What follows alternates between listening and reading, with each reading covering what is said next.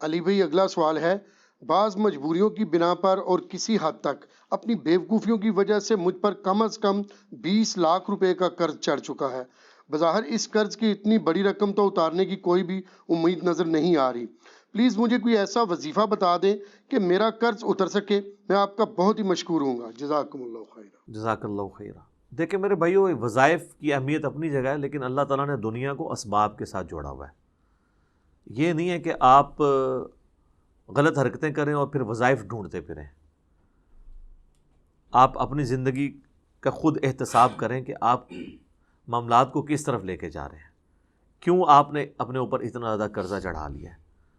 ہم اپنے living standard کے اوپر بھی کمپرومائز کرنے کے لیے تیار نہیں ہوتے ہیں۔ آپ اکثر لوگوں کو دیکھیں گے کہ وہ چاہے قرض اٹھانا پڑے، وہ اپنی کسی شادی کی سرمنی کو، کسی رشتہ دار کی شادی کی سرمنی کو میٹ کرنے کے لیے اتنا خرچہ کرتے ہیں جو کہ امیر لوگ بھی نہیں کر رہے ہوتے، اور ادھار اٹھا کے لوگوں کے پیسے کے اوپر کر رہے ہوتے ہیں۔ اور پاکستان میں تو معذرت کے ساتھ میں نے دیکھا ہے کہ ادھار اٹھانے کے بعد اس چیز کی امید کم ہی ہوتی ہے کہ وہ واپس کرے گا۔ اس لیے ادھار دینے والوں کو بھی ہم کہتے ہیں آپ اتنا دیں کہ جتنا آپ پیسہ ضائع کر سکتے ہیں۔ یہ سمجھے آپ نے ڈال دیا، یعنی اللہ ہی کرے کو کسی کو توفیق ہو واپس کرنے کی۔ ویسے میں نے تو عموماً بہت کم لوگ دیکھے ہیں جو واپس کرنے میں کامیاب ہوتے ہیں، اور یہ بڑا کرٹیکل ایشو ہے۔ صحیح مسلم میں حدیث ہے، نبی صلی اللہ علیہ وآلہ وسلم نے فرمایا کہ شہید کے تمام گناہ معاف کر دیے جاتے ہیں سوائے قرضے کے۔ اور پھر آپ کے فرمان ہے، اس میں الفاظ ہیں کہ مجھے جبرائیل علیہ السلام نے قرضے کے بارے میں بہت تاکید کی ہے۔ اور بخاری اور مسلم دونوں میں حدیث ہے، نبی علیہ السلام کے سامنے اگر کوئی جنازہ لایا جاتا اور آپ کو پتہ چلتا ہے یہ مقروض ہے، تو آپ کہتے ہیں میں نے اس کا جنازہ نہیں پڑھنا جب تک کہ اس کا قرضہ کوئی نہیں اتارتا۔ ادروائز آپ فرماتے تم خود پڑھو، میں نے نہیں پڑھنا۔ یعنی آپ ایک ڈومیننٹ پرسنالٹی تھے، تو آپ یعنی ایک پروٹیسٹ کے طور پہ نہیں پڑھتے تھے۔ پھر اسی حدیث میں بخاری مسلم کی آتی ہے کہ جب اللہ تعالیٰ نے آپ کو وسعت دے دی غزوہ خیبر کے بعد، تو پھر آپ نے آیت تلاوت کی، النبی اولیٰ بالمؤمنین من انفسہم وازواجہ امہاتہم۔ نبی علیہ السلام مومنین کی جانوں پر ان کی جانوں سے بڑھ کر حق رکھتے ہیں، اور نبی کی بیویاں امت کی مائیں ہیں۔ تو پھر نبی علیہ السلام کو جب وسعت ہوئی تو آپ مقروض کا قرضہ خود ادا کر دیا کرتے تھے اپنی جیب سے، یعنی وہ بیت المال میں سے، خمس میں سے، جو اللہ تعالیٰ نے 5واں حصہ اہل بیت کے لیے، نبی علیہ السلام کے لیے رکھا ہے۔ لیکن بہرحال قرضہ اتارنے کے اعتبار سے تو یہ چیزیں، ویسے بھی یہاں پہ تو ہوتا ہے، جنازے کے موقع پہ اناؤنسمنٹ ہو رہی ہوتی ہے، کسی کا لین دین ہے تو وہ کر لے، حالانکہ وہ بس وہ اناؤنسمنٹ ہی ہوتی ہے، لین دین کون دیتا ہے اس طرح۔ تو بہتر یہ ہے کہ اگر آپ افورڈ کر سکتے ہیں تو اللہ کے لیے اس کو معاف کر دیں، قیامت والے دن آپ کو اجر انشاءاللہ تعالیٰ ملے گا۔ تو کوشش تو یہی کرنی چاہیے کہ آپ درگزر کی روش اختیار کریں، لیکن اس کے اوپر آپ کسی کو مجبور نہیں کر سکتے کہ وہ ضرور معاف کر دیں۔ تو وظائف تو بہت سارے ہیں پڑھنے کے لیے، میرے یوٹیوب کے اوپر کئی کلپس وظائف کے اوپر موجود ہیں۔ اسپیسیفکلی قرضہ اتارنے کے لیے مولا علی رضی اللہ تعالیٰ عنہ علیہ السلام کے بارے میں ایک حدیث ہے، جامعہ ترمذی میں یہ حدیث ہے۔ سیدنا علی کے پاس ایک مکاتب آتا ہے۔ مکاتب اس غلام کو کہتے تھے جو کتابت کر لیتا تھا اپنے مالک کے ساتھ اس شرط پہ کہ میں اتنے عرصے میں تمہیں اتنا مال دوں گا تو تم نے مجھے آزاد کر دینا ہے۔ ایک تو ہے نا کہ غلام کو پیسے دے کے دوسرا مالک خرید لے، ایک یہ غلام کہتا ہے کہ نہیں میں آزاد ہونا چاہتا ہوں اور کوئی پیسے دے کے مجھے آزاد نہیں کروا رہا، جس طرح سے کہ سیدنا بلال کو سیدنا ابوبکر نے آزاد کروایا، صحیح بخاری میں آتا ہے۔ حضرت عمر کہتے تھے ابوبکر ہمارے سید ہیں جنہوں نے ہمارے سید بلال کو آزاد کروایا، رضی اللہ عنہم اجمعین وعلیہم السلام اجمعین۔ تو بعض اوقات غلام بھی اپنے مالک سے کہتا تھا کہ میں اتنے عرصے میں کمائی کر کے تمہیں اتنا مال دے دوں گا، تم مجھے آزاد کر دو۔ یعنی جب غلامی کا سسٹم چل رہا تھا، اب تو یہ ایبسولیٹ ہو چکا ہے، تو اسے کہا جاتا تھا مکاتب، یعنی جو کتابت کر لیتا تھا۔ تو ایک مکاتب سیدنا علی کے پاس آیا اور کہا کہ میں نے جو اپنے مالک سے کمٹمنٹ کی تھی کہ اتنا میں مال دے کے تو اپنی گردن چھڑوا لوں گا، تو میں تو وہ نہیں ادا کر سکا، تو مجھے آپ میری کوئی مالی مدد کریں۔ مولا علی نے کہاں سے مالی مدد کرنی تھی، وہ تو خود زہد کی زندگی گزار رہے تھے۔ تو انہوں نے کہا کہ میں تمہیں ایک دعا ایسی سکھا دیتا ہوں جو نبی علیہ السلام نے مجھے سکھائی تھی، اگر تیرا پہاڑوں کے برابر بھی قرضہ ہوا نا تو اللہ تعالیٰ تیرے لیے کوئی سبیل بنا دے گا۔ تو وہ دعا پھر انہوں نے سکھائی، اللہم اکفنی بحلالک عن حرامک، اے اللہ تو میرے لیے کفایت کر جا حلال کے مال کے ذریعے سے حرام سے مجھے بچاتے ہوئے، وَأَغْنِنِي بِفَضْلِكَ عَمَّنْ سِوَاكَ، اور تو مجھے غنی کر دے اپنے فضل سے اور اپنے سوا ہر ایک سے مجھے یعنی غنی کر دے، اپنا ہی محتاج مجھے رکھ۔ کتنی زبردست دعا ہے، اللہم اکفنی بحلالک عن حرامک وَأَغْنِنِي بِفَضْلِكَ عَمَّنْ سِوَاكَ۔ مشکات کی دوسری جلد میں مختلف دعاؤں کی جو یعنی مختلف اوقات کی دعاؤں والا چیپٹر ہے، اس میں آپ کو یہ حدیث مل جائے گی۔ چھوٹی سی دعا ہے، دیکھ کے پڑھیں کچھ عرصہ زبانی یاد ہو جائے گی۔ یہ ہے، اس کے علاوہ میں نے 3 وظائف بتائے ہوئے ہیں۔ صحیح بخاری میں حدیث ہے، ابراہیم علیہ السلام کو جب آگ میں پھینکنے لگے تھے انہوں نے پڑھا تھا حسبنا اللہ و نعم الوکیل، ہم نے اللہ ہی پر بھروسہ کیا اور وہی بہتر کارساز ہے۔ اور ابن عباس کہتے ہیں کہ تمہارے نبی بھی مشکل میں یہی پڑھتے تھے، حسبنا اللہ و نعم الوکیل۔ بلکہ سورہ آل عمران میں آتا ہے کہ اہل ایمان کو جب خبر ملی کہ کافر ان کے خلاف سازش کر رہے ہیں تو انہوں نے پڑھا حسبنا اللہ و نعم الوکیل۔ یہ تو وظیفہ قرآن میں ہے۔ دوسرا وظیفہ ہے جامعہ ترمذی میں، اس کی روایت کمزور ہے، سنن نسائی الکبریٰ کے اندر اور المستدرک الحاکم میں، کہ نبی علیہ السلام ہر مشکل ہر پریشانی میں کہتے تھے یا حی یا قیوم برحمتک استغیث، اے خود سے زندہ ہر چیز کو تھامنے والے میں تیری رحمت کے ساتھ تیری مدد کا سوال کرتا ہوں۔ استغیث الف کے ساتھ پڑھیں گے تو سنگولر کا صیغہ ہوگا، اور نون سے پڑھیں گے تو جمع کا صیغہ۔ برحمتک نستغیث بھی درست ہے، استغیث بھی درست ہے۔ اور تیسرا وظیفہ جو جامعہ ترمذی میں حدیث ہے کہ جو شخص بھی یونس علیہ السلام کی دعا کے ذریعے اللہ کی طرف متوجہ ہوا اللہ اسے محروم نہیں لوٹاتا۔ لا الہ الا انت سبحانک انی کنت من الظالمین، یہ دعا جو ہے سورۃ الانبیاء میں آئی، اور اللہ تعالیٰ نے ساتھ ہی فرمایا کذالک ننجی المؤمنین، اسی طریقے سے ہم مومنین کو بھی نجات دیں گے جو ان الفاظ کے ساتھ ہمیں پکارے گا۔ حتیٰ کہ سورہ الصافات میں آیا کہ اگر یونس علیہ السلام ان دعائیہ کلمات کے ساتھ ہماری طرف متوجہ نہ ہوتے پھر اسی دن مچھلی کے پیٹ سے نکالے جاتے جس دن مردے قبروں سے نکالے جائیں گے۔ تو اتنا اللہ کا آپ سمجھ لیں جلال تھا جو ٹھنڈا ہو گیا اس دعا کی برکت سے۔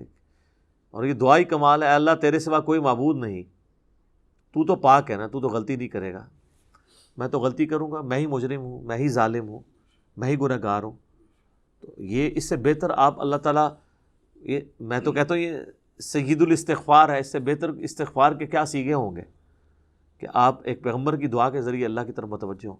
تو وظائف تو بہت سارے ہیں، لیکن آپ نے وظائف کے ساتھ باقی معاملات بھی کرنے ہیں۔ اچھا، ان کاموں کے لیے سارے لوگ وظیفے مانگ رہے ہوتے ہیں، باقی ہر کام وہ انہوں نے خود کرنا ہوتا ہے۔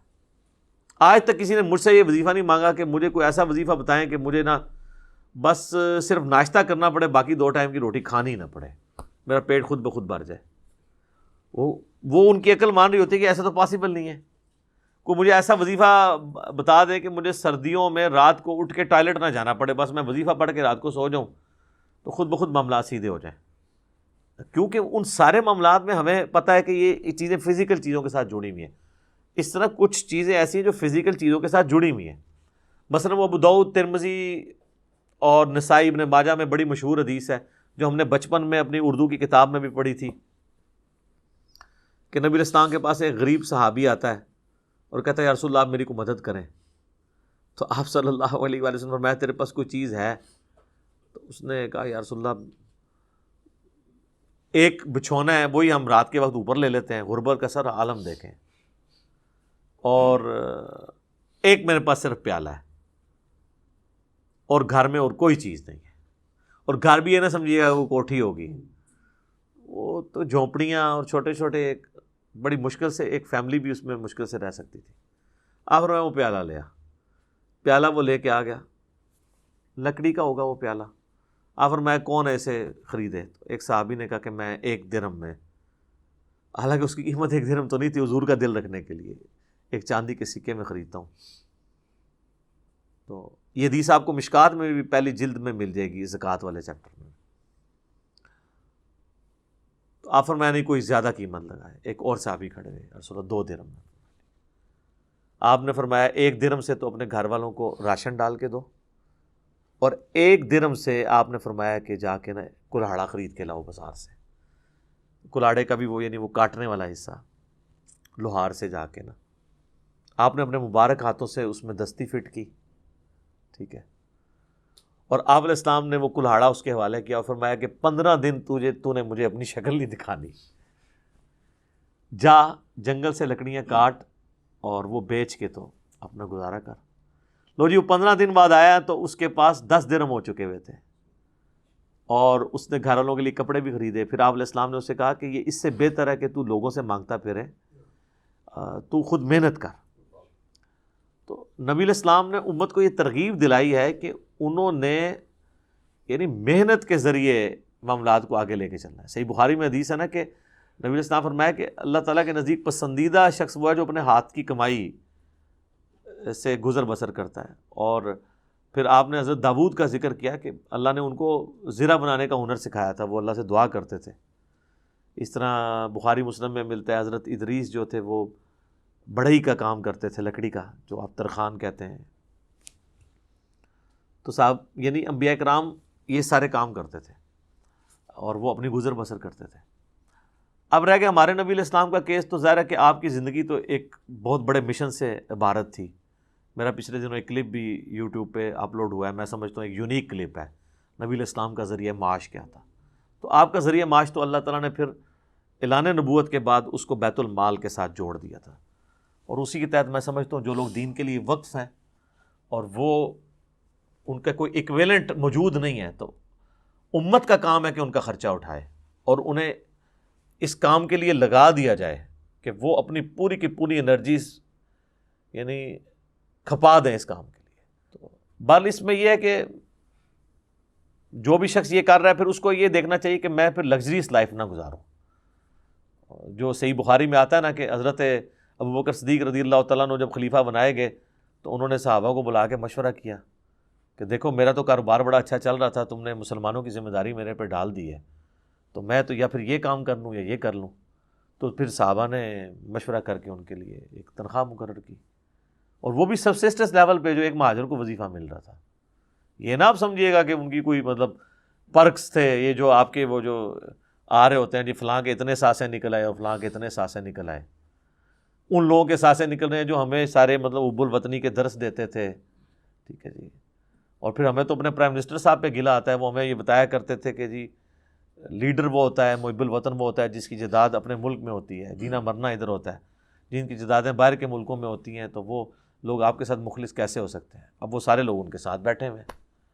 تو یہ مطلب بھاشن دینا کسی کو بڑا آسان کام ہے، اپنے اوپر جب بات آتی ہے نا تو میں نے تو دیکھا ہے، اللہ معافی دے، جس طرح ہم علماء کے قریب ہوئے ہیں نا، جتنا قریب ہوتے ہیں نا تو پھر متنفر ہوتے ہیں۔ یہی حال پولیٹیشینز کا اور باقی لوگوں کا بھی ہے۔ کسی کا اللہ نے پردہ رکھا ہوا علیحدہ بات ہے، ادروائز آپ قریب ہوں تو بڑے تلخ تجربات ہی اس حوالے سے ہوتے ہیں۔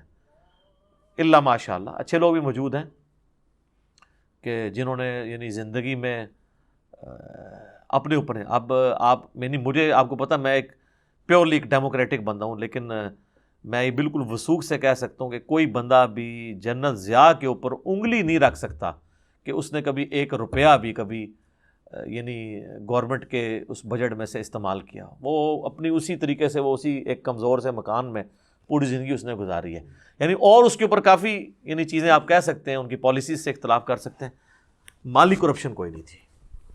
تو اچھے لوگ بھی موجود ہیں، ٹھیک ہے، لیکن برے لوگ بھی موجود ہیں، اور وہ پھر ہمارے سامنے اب آپ کے سامنے کئی لیکس لوگوں کے سامنے آ رہی ہیں۔ تو بہرحال یہ انسان کو اگر اپنی آخرت کی فکر ہو تو پھر انسان اپنے معاملات کو صحیح طریقے سے لے کے چلتا ہے، ورنہ تو پھر لوگ قرضہ اٹھاتے اس لیے ہیں کہ واپس ہی نہ کریں۔ ہاں تو یہی ہوتا ہے، تو یہی تو وہ کہہ رہا ہے نا جی 20 لاکھ قرضہ چڑھ گیا۔ ہم تو ایسے لوگوں کو بھی جانتے ہیں جو کہتے ہیں، جن سے ہم پوچھتے ہیں تو وہ کہتے ہیں 1 کروڑ قرضہ چڑھا ہوا ہے۔ 1 کروڑ قرضہ اگر چڑھایا ہوا ہے تو ان سے پوچھو یار 1 کروڑ، ویسے تو میں کہتا ہوں ایسے بندے کو تو وہ یعنی پرائڈ آف پرفارمنس دینا چاہیے کہ جس نے 1 کروڑ پہ اکٹھا کر لیے لوگوں سے، ٹھیک ہے۔